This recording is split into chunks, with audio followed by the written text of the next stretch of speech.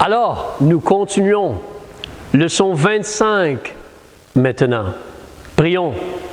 Père, aide-nous à continuer à regarder concernant cette entité, cette organisation, Babylone.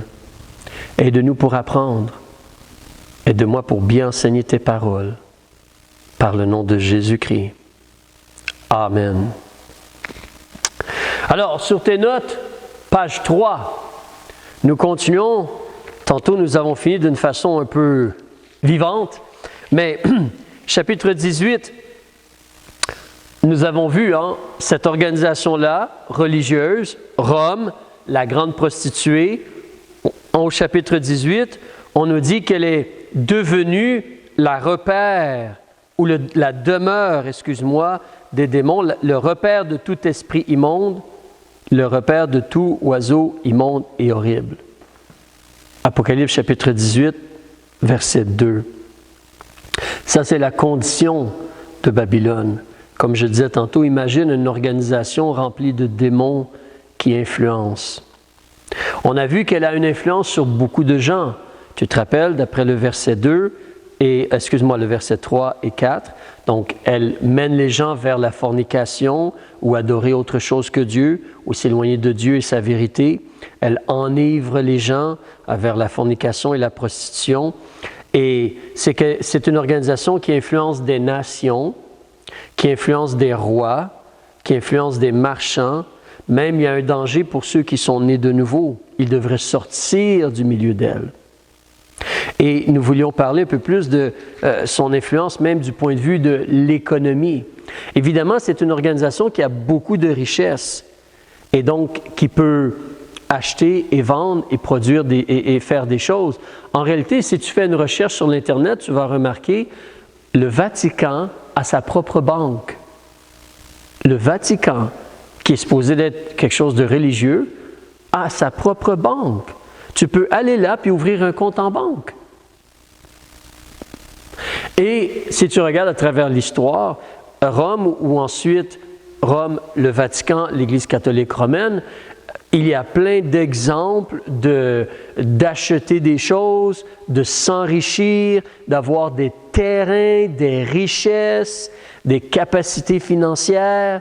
Donc, il y a plus que l'aspect religieux. Il y a une influence même et un enrichissement.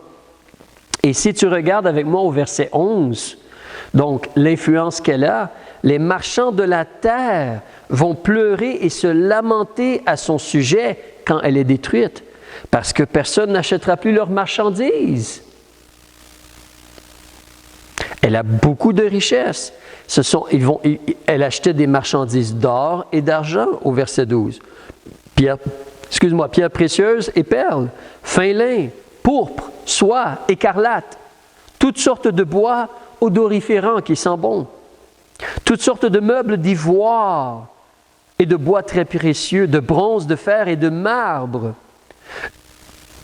du cinnamome, des parfums, des essences, de l'encens, du vin, la nourriture même, du vin, de l'huile, de la fleur de farine, du blé, des bêtes de charge, des brebis, des chevaux, des chariots, des corps et des âmes d'hommes, à voir comme des esclaves, et même les âmes des hommes. C'est intéressant et particulier, comme un homme a dit. Ici, cette organisation-là, l'emphase est au verset 12, premièrement dans la liste, l'or et l'argent. Et à la fin de la liste, qu'est-ce qu'on voit? Les âmes des hommes. Mais pour Dieu, c'est l'opposé. Une âme humaine vaut beaucoup. Les autres choses, c'est des choses matérielles. Mais elle a vraiment une influence incroyable. Continuons au verset 16. « Malheur, malheur, la grande cité vêtue de fin lin, de pourpre et d'écarlate, parée d'or, de pierreries et de perles. » En passant, ceci, si tu regardes au chapitre 17, verset 4, c'est presque mot pour mot la même liste. Alors, au chapitre 17, verset 4, la femme, la grande prostituée, elle a du pourpre, de l'écarlate, parée d'or, de pierres précieuses et de perles. Au verset 16 du chapitre 18, elle est parée fin lin, pourpre, écarlate, paré d'or, de pierreries, non, pierre précieuse, perles. La seule chose qui n'est pas mentionnée, c'est fin lin. Au chapitre 17, verset 4, on ne parle pas de fin lin. Mais, donc, c'est une organisation extrêmement riche. À la fin du verset 16, au chapitre 18, verset 16, en une seule heure, tant de richesse a été détruite. Et tous les pilotes, tous ceux qui montent sur les vaisseaux, les matelots et tous ceux qui trafiquent sur la mer se tenaient loin. Parce que Rome, le port de Rome est un des ports centraux de l'Europe. J'ai essayé de faire des recherches pour voir combien de milliards de dollars passent à travers le port de Rome. Mais ici, justement, les gens s'éloignent un peu de la ville de Rome, les gens sur des bateaux, parce que c'est en train d'être brûlé, d'être détruit, la ville de Rome. Tous les pilotes, tous ceux qui montent sur les vaisseaux, les matelots et tous ceux qui trafiquent sur la mer se tenaient loin. Et voyant la fumée de son embrasement, s'écriaient en disant « Quelle ville est semblable à la grande cité ?» Ils jetaient de la poussière sur leur tête et pleurant en se lamentant, excuse-moi. Ils criaient et disaient « Malheur, malheur, la grande cité, où tous ceux qui avaient des vaisseaux sur mer s'étaient enrichis. » On passe par la mer Méditerranée, on dépose nos richesses, puis on les vend dans le marché de l'Europe. Mais tous ceux qui avaient des vaisseaux sur mer s'étaient enrichis par son opulence. En une seule heure a été réduite en désert. Ça a été rapide, hein? Une seule heure. Le mot opulence ici, ça parle d'une profusion de biens matériels, beaucoup de moyens. Il y a des gens qui ont parlé des milliards de dollars que le Vatican a, des milliards et des milliards de dollars qu'ils ont. C'est une organisation extrêmement riche. Alors, mais c'est l'influence que Babylone a. On pourrait considérer aussi, en réfléchissant un peu, il y a des gens qui ont des réflexions différentes, peut-être des fois. Au chapitre 17, certains pensent qu'on nous présente Babylone, une organisation religieuse, et que rendu au chapitre 18, c'est une autre Babylone. Là, c'est une organisation commerciale et politique plutôt. Nous savons que lorsque l'Antichrist va venir, il va y avoir justement une religion mondiale, une économie mondiale et un gouvernement mondial. Tout passe à travers l'Antichrist. Nous savons aussi que l'Antichrist va avoir un contrôle commercial. Il va falloir avoir la marque de la bête pour acheter ou vendre. Donc, nous voyons cela. Mais personnellement, humblement, comme un simple homme qui essaie de lire la parole de Dieu, je crois qu'il y a des raisons de considérer que c'est peut-être la même chose, dans le sens que c'est la grande Babylone. C'est seulement qu'on nous parle d'elle plus en détail et qu'on nous parle de toute l'influence qu'elle a. Donc, quand tu lis le chapitre 17 et le chapitre 18, la ressemblance, la continuité, le fait qu'on semble parler de cette organisation qui est jugée par Dieu, qui influence les gens spirituellement et commercialement parlant aussi, parce qu'ils ont un contrôle, une influence. Donc, alors, tu as l'Antichrist qui sort de Rome, de l'Empire romain. Tu as Rome, le Vatican, l'organisation qui est présentement, qui a une influence politique, religieuse, mais qui a une économie aussi, qui a beaucoup d'argent et qui, comment je pourrais dire, fait beaucoup d'achats et de ventes et beaucoup de commerce, si on pourrait dire. Je cherche les bons mots là, mais c'est une organisation qui a aussi un bras commercial dans ce sens-là. Donc, mais si l'on continue, alors cette organisation-là, les plaies, le jugement qu'elle a, on regarde au verset donc 5, peut-être même lire un peu le verset 4, chapitre 18, verset 4. « Puis j'entendis une autre voix du ciel qui disait, « Sortez du milieu d'elle, mon peuple, de peur que participant à ses péchés, vous n'ayez part à ses plaies. Dieu il est juste, il va la juger. Car ses péchés sont montés jusqu'au ciel et Dieu s'est souvenu de ses iniquités. Traitez-la comme elle vous a traité. Rendez-lui au double ce qu'elle vous a fait. Dans la même coupe où elle vous a versé, versez-lui au double. Autant elle s'est, il y a un problème d'orgueil, autant elle s'est énorgueillie et s'est plongée dans les délices, autant faites-lui souffrir de tourments et d'affliction, parce qu'elle dit en son cœur, « Je suis assise en reine, je ne suis point veuve, et je ne verrai point le deuil. » Verset 8, c'est pourquoi ces plaies, la mort, le deuil et la famine vont venir en un même jour. Et elle va être consumée par le feu, car le Seigneur Dieu qui la juge est puissant. Et qui Dieu utilise pour la juger? Chapitre 17, verset 16, les discordes, la juge, et justement, à la fin du verset 16, il la consume dans le feu. Alors, c'est un jugement par le feu et par ces discordes-là. Verset 9, les rois de la terre qui ont commis fornication et qui ont vécu dans les délices avec elle. Oui, les rois de la terre utilisaient l'Église catholique romaine en Europe pour avoir un contrôle et pour s'enrichir. Mais en même temps, c'était de la fornication spirituelle. Ils adoraient autre chose que le vrai Dieu. Donc, ces gens-là, ils vont se frapper, ils vont pleurer et se frapper la poitrine à cause d'elle lorsqu'ils vont voir la fumée de son embrasement. Ils vont se tenir loin dans la crainte de sa torture. Elle va être torturée.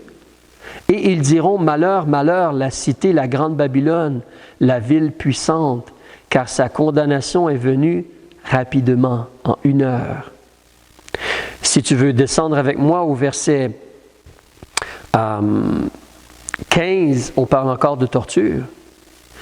Ceux qui vendaient ces choses, qui s'étaient enrichis avec elles, les marchands de la terre, d'après le verset 11. Ceux qui vendaient ces choses, qui s'étaient enrichis avec elles, se tiendront loin d'elle, dans la crainte de sa torture, pleurant et se lamentant, et disant, oui, on a lu le verset 16, en malheur, malheur. Alors, il y a cela, il y a la torture. En réalité, elle ne retrouvera plus jamais, retournons au verset 14, elle ne retrouvera plus ce qu'elle a désiré. Verset 14, les fruits que désire ton âme se sont éloignés de toi, et toutes les choses délicates et magnifiques sont perdues pour toi. Désormais, tu ne les retrouveras plus. Tu peux vivre comme si ton royaume, c'est sur la terre, et c'est quelques années. Ensuite, c'est le feu éternel. Le jugement est le feu éternel. Éternel! Où tu peux vivre, où tu espères en Dieu, et sur la terre, tu as des épreuves. Mais ensuite, tu as la vie éternelle dans la maison de Dieu. Je préfère choisir la vie éternelle avec Christ et un peu ou des épreuves et la grâce de Jésus, la protection et le soutien de Jésus sur la terre. Mais parlons un peu plus donc concernant le jugement. Regarde au verset 20, chapitre 18, verset 20. « Ô ciel, réjouis-toi à cause d'elle, de la grande Babylone. » Ciel, pas sur la terre. Sur la terre, les rois se plaignent parce que l'organisation qui nous aidait à être riches et à s'enrichir et à contrôler, c'est détruit. C'est un jugement de Dieu. Et là, les 10 rois se tournent contre elle, les autres rois voient cela peut-être. Mais les 10 rois, tu te rappelles, les 10 cornes vont se tourner contre elle. Mais nous, au ciel, on se réjouit à cause d'elle. Ainsi que vous, saints apôtres et prophètes, car Dieu a exercé ses jugements sur elle à cause de vous. Merci Seigneur! Le Seigneur est un juste juge qui voit. Je lisais ce matin, Jésus a dit à Paul, « Tu me persécutes! Tu me persécutes! » Mais Paul, au début, persécutait les gens de l'Assemblée, les sauvés. Mais pour Jésus, c'était comme si on persécutait Jésus. Et là, Dieu agit ici et il juge à cause de ses serviteurs, à cause des apôtres et des prophètes. En passant, tu peux voir donc ici que Babylone, ou la grande Babylone, c'est beaucoup plus grand qu'on peut l'imaginer, parce que c'est quelque chose qui existait pendant le temps des apôtres. Réjouis-toi à cause d'elle, ainsi que vous, saints apôtres et prophètes. Est-ce qu'il parle encore là des apôtres de Jésus? Chose certaine, lorsque tu étudies la parole de Dieu, et le temps nous manque présentement, mais Babylone existait avant que Rome existe comme ville ou qu'il y ait l'Empire romain. Cette organisation qui est contre Dieu, et c'est pour ça qu'on utilise le terme Babylone, existait auparavant. Alors, le temps nous manque pour regarder, mais juste un exemple, si tu viens avec moi dans le livre de Jérémie, c'est bien longtemps avant le début de l'Empire romain. Jérémie, donc, si tu regardes chapitre 51, page 892 en Jérémie, chapitre 51, et regardons le verset 1. « Ainsi a dit l'Éternel, je fais lever un vent de destruction contre Babylone et contre les habitants de ce pays, qui est le cœur de mes adversaires. » Le système de Babylone, c'est un système contre Dieu et sa personne et ses vérités. C'est un système qui empoisonne, qui éloigne les gens de Dieu et de la vérité. Revenons à Apocalypse chapitre 18. Alors, on va regarder, c'est même, en réalité, tu peux considérer une organisation qui veut, comme, regarde avec moi au chapitre 18, verset 22. « Et le son des joueurs de harpe, des musiciens, des joueurs de flûte et des joueurs de trompette ne sera plus entendu au milieu de toi. Aucun artisan de quelque métier que ce soit ne s'y trouvera plus, et le bruit de la meule n'y sera plus entendu. La lumière de la lampe n'y luira plus, et l'on n'y entendra plus la voix de l'époux et de l'épouse, parce que tes marchands étaient les grands de la terre, parce que toutes les nations ont été séduites par tes enchantements. » Donc, c'est la réalité de juste vouloir la musique, se plaire, se divertir, se satisfaire, s'enrichir, vivre pour le présent, vivre pour les œuvres de la chair. C'est le système qui est contre Dieu. Et tu peux voir au verset 23, on parle d'être séduit par les enchantements. C'est comme de la sorcellerie aussi. Petite note en passant, c'est là que tu vois que même l'Église catholique, encore de nos jours, lorsqu'un prêtre catholique fait la messe, il est comme un sorcier. Pourquoi il est comme un sorcier? Parce que l'Église catholique croit et enseigne, le prêtre, il a reçu des pouvoirs magiques. Il peut prendre l'hostie avant, donc un petit morceau supposément de pain, et lui, il va dire des mots en latin. Je ne vais pas le dire en latin, mais il va dire quelque chose comme « ceci est mon corps ». Et tout à coup, l'hostie devient littéralement le corps de Jésus. Ça ne l'était pas avant, mais l'hostie devient littéralement maintenant le corps de Jésus et on casse l'hostie, on crucifie Jésus de nouveau. Donc la messe, selon l'enseignement catholique, c'est un sacrifice continuel. On fait un sacrifice de Jésus lorsqu'on fait la messe. Et c'est comme si le prêtre a le pouvoir de changer l'hostie dans le corps de Jésus. Mais la réalité, c'est que la sorcellerie, les enchantements, ces choses-là, c'est le diable, c'est la puissance du diable. Et on rejette cela. Dieu est puissant, on prie et il nous aide. Et il juge. Mais les enchantements, la magie, non. Mais ça, dans l'Église catholique ou dans Babylone ou dans d'autres religions, la magie, c'est mauvais, on rejette cela. La magie, le voodoo, les sorts, les enchantements, c'est les choses du diable. On rejette cela. Cela va être jugé.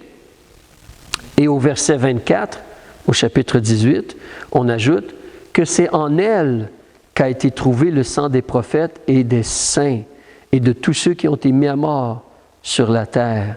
C'est un système. Donc, c'est beaucoup plus grand que juste Rome ou l'Église catholique romaine ou le Vatican. C'est grand, mais il y a l'influence de cela. Et il y a un système. On veut être contre Dieu. On débute avec M. Caïn qui a tué son frère. Qui a influencé Caïn à tuer son frère? Alors, mais tous ceux qui ont été mis à mort sur la terre et le sang des prophètes. Donc, même avant que Rome devienne un empire. Donc, le système influencé par le diable et ses démons pour mener l'homme contre Dieu ou en rébellion contre Dieu. D'ailleurs, quand on va continuer de lire au chapitre 20, le diable fait une dernière rébellion contre Dieu, sans nécessairement la Grande Babylone, mais une dernière rébellion contre Dieu. Alors nous, on continue, chapitre 19. Donc, Babylone, elle est jugée, elle est frappée, elle est détruite. Et on peut lire le verset 21 qu'on n'a pas lu.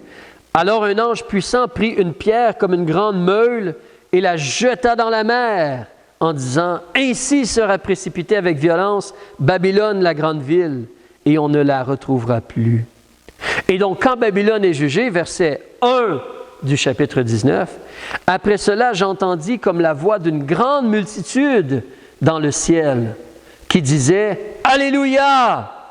qui veut dire louer l'Éternel, « Le salut et la gloire et l'honneur et la puissance au Seigneur notre Dieu. » Et même pour toi et moi en tant que sauvés, Dieu nous a sauvés, on veut qu'il ait la gloire, l'honneur, on veut qu'il ait notre puissance, notre force, notre vigueur, notre vie. Verset 2. « Parce que ses jugements sont véritables et justes, parce qu'il a jugé la grande prostituée qui corrompait la terre par son impudicité, et qu'il a vengé le sang de ses serviteurs qu'elle avait répandu de sa main. » Cette organisation-là a toujours été contre Dieu et ses serviteurs. Et elle en a tué. Mais là, Dieu juge et Dieu détruit. Et Dieu règne. Et nous, on va être récompensés et co-régner avec Jésus. Verset 3. « Et ils dirent une seconde fois, « Alléluia !» Et sa fumée monte au siècle des siècles. Et les 24 anciens et les 4 animaux se prosternèrent et adorèrent Dieu qui était assis sur le trône en disant « Amen, Alléluia !» Tu te rappelles, c'est comme nous, les 24 anciens, ceux qui sont sauvés des nations. Verset 5, il y a même une voix qui sort du trône. Est-ce que c'est Dieu lui-même? Est-ce que c'est l'Esprit de Dieu? Est-ce que c'est des anges? Mais une voix sortie du trône disant « Louez notre Dieu, vous tous, ses serviteurs, et vous qui le craignez, petits et grands. » Et j'entendis comme la voix d'une grande multitude, comme tous les gens dans le ciel et les anges là, comme le bruit de grosses eaux et comme la voix de grands tonnerres qui disait très fortement « Alléluia ! Car il règne, le Seigneur Dieu, le Tout-Puissant. » Il règne. Et ensuite, qu'est-ce qui se passe? On va terminer en regardant maintenant, Jésus revient sur la terre. Alors, verset 11. Je vis le ciel ouvert et voici un cheval blanc. Ce n'est pas le faux, le cheval blanc, le premier sceau, c'est le vrai. Et celui qui était monté dessus s'appelait le fidèle et le véritable, qui juge et qui combat avec justice. Ses yeux étaient comme une flamme de feu. Il avait sur sa tête plusieurs diadèmes. Il avait un nom écrit que personne ne connaît que lui-même. Il était vêtu d'un manteau trempé de sang. Et son nom s'appelle la parole de Dieu. C'est Jésus. Les armées qui sont dans les ciels, donc nous, on est vêtus de fin lin blanc et pur. On le suivait sur des chevaux blancs. Il sortait de sa bouche une épée tranchante pour frapper les nations. Parce que la grande Babylone, elle est jugée, mais il y a encore des humains sur la terre. Et donc, il sortait de sa bouche une épée tranchante pour frapper les nations, car il les gouvernera avec un sceptre de fer, et il foulera la cuve du vin de la colère et de l'indignation du Dieu Tout-Puissant. Ça, ici, c'est un lien, si tu recules au chapitre 14.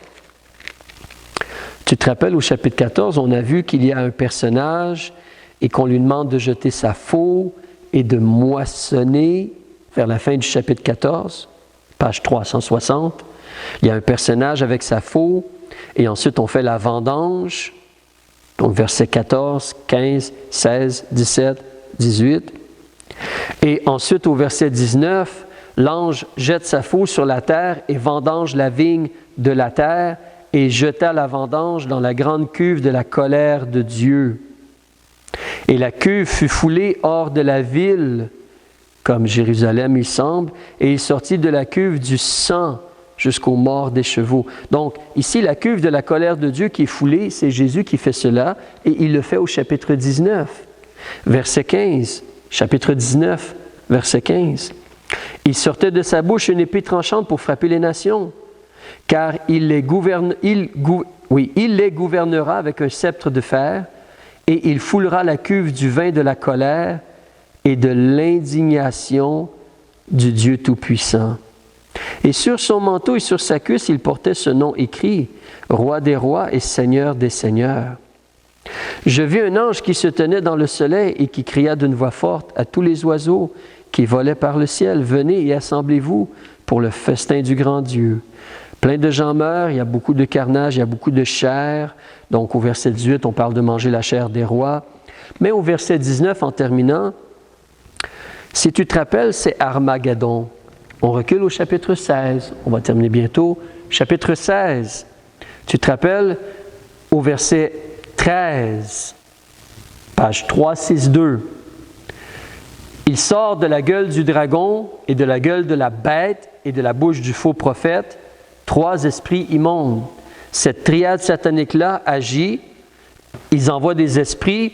Verset 14, c'est des esprits de démons qui font des prodiges, de la sorcellerie, là, qui vont vers les rois de la terre et du monde entier afin de les rassembler. Ça va les tromper, les mélanger. C'est un peu comme on a vu, séduire par des enchantements. C'est l'expression que je cherchais. Séduire par des enchantements. Mais ils font des prodiges. Ils vont vers les rois de la terre et du monde entier pour les rassembler, pour le combat du grand jour du Dieu Tout-Puissant.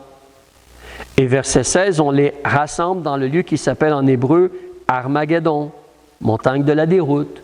La semaine prochaine, je vais te montrer sur une carte, Dieu voulant, je te montrerai, c'est en Israël. C'est à côté de la mer, disons la mer Méditerranée, c'est du côté est.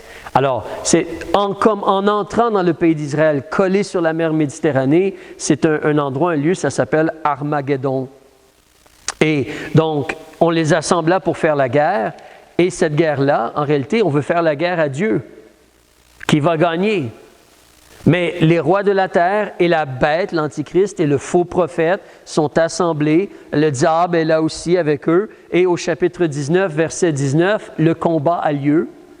Chapitre 19, verset 19. « Je vis la bête, l'Antichrist, et les rois de la terre et leur armée assemblés pour faire la guerre à celui qui était monté sur le cheval, le Seigneur Dieu, et son armée, à nous.